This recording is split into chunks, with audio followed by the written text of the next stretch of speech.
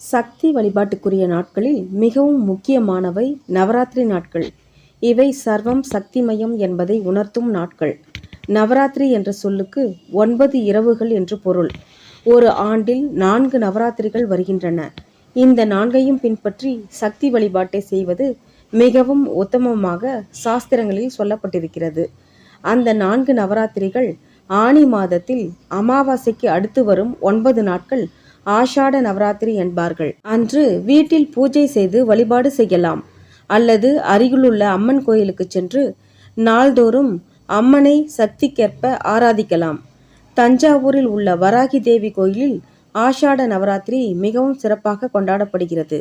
தருமபுரியில் அம்பிகேஸ்வரி அம்மன் கோவிலிலும் சிறப்பாக கொண்டாடப்பட்டு வந்தது. இப்போ நீங்கள் பார்த்துட்டு இருக்கிறது கோவிலில் நடைபெற்ற சிறப்பு ஆஷாட நவராத்திரி வழிபாட்டு அலங்காரங்களை தான். கண்குளிர பார்த்து மகிழுங்கள்.